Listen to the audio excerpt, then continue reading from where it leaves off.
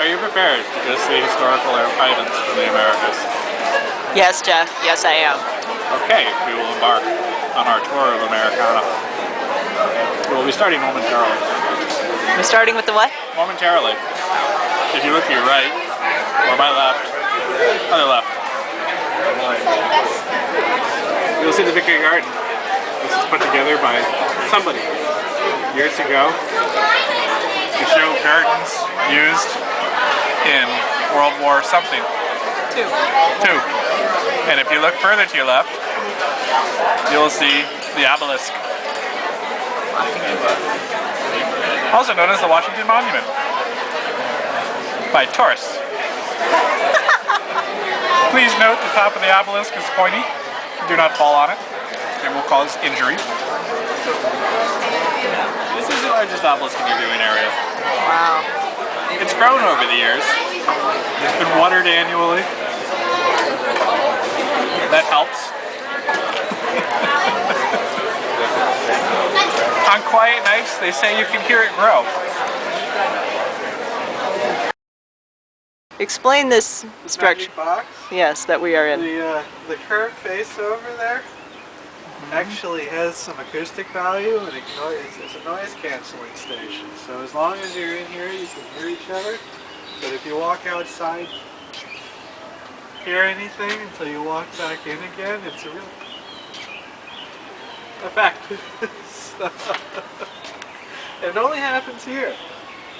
I'm going to go outside. I'm going to go outside and see if... Yeah? Well, it only works one way, I think. Now we're outside the box. Wow, I can't hear anything.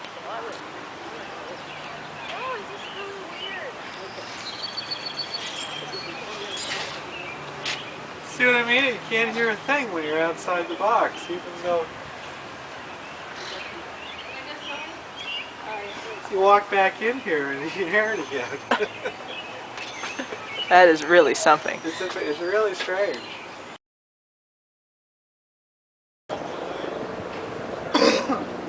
You ready? Yeah. Yeah, this is the historic site of the First Division. Before the First Division, there was only addition and subtraction. And some old dude was standing here about 300 years ago with a bunch of other old dudes. And he said, what do you think would happen if we put one number on top of another number? And they thought about it for a while because this is DC. They didn't want to do any kind of prompt action. And finally realized that if you do that, you get something that happens new. It makes new numbers. And they said, what should we call this? And they were divided on what they were going to call it. So they just said, we're just going to call it Division. And they put the memorial up. They were thinking of multiplying the memorial, but it didn't happen. Right, tell me the story. So that's one of Hitler's terror weapons up there. It's a pulse jet engine on a bomb. So if you're in London and you hear the coming overhead, which is the sound it makes, you knew you were okay. It's when the noise stopped that you had to worry about it, because that means the engine ran out of fuel and it was headed straight down at you. What was the noise? So we are here at the Lincoln Memorial with the big Lincoln. He's on the back, on the other side of this. This is actually the back side of the memorial, and you can see that this is clearly where he enters and leaves at the end of every day.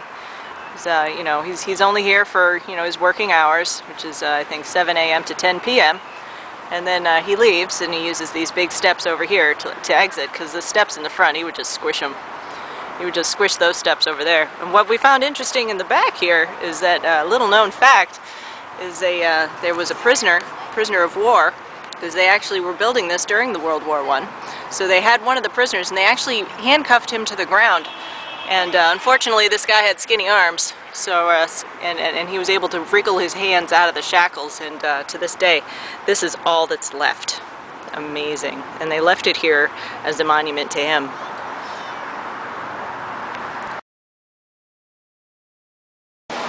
We're in the botanical garden, and we're looking at a yogurt plant. And they call it a yogurt plant because the fruit's on the bottom. See? No fruit. If it were fruit up there, it wouldn't be a yogurt plant.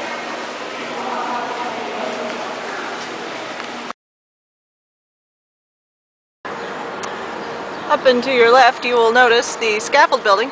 This is the National Memorial of Scaffolding. You can tell there are many different types of scaffolds here. There's your straight scaffold, there's your bendy scaffold, your tall scaffold, and short scaffold. There's your OSHA planking, as well as your OSHA grading. Make sure everything has a proper weight ratio. And they all have toe boards. And they all have their toe boards, which is an invention commonly believed to have started in 2007 when the Safety Organizations of America got together and decided to make everyone's life more difficult by requiring more equipment on scaffolding. So they have erected this nice model, nice memorial of scaffolding for the American public to appreciate the amount of time and effort that goes into anything that requires doing anything tall.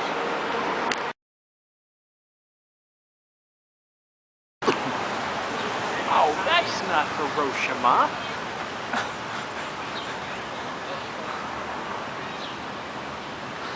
It's not Hiroshima at all. No, it's Hirshhorn. But I thought it was this thing with a bomb.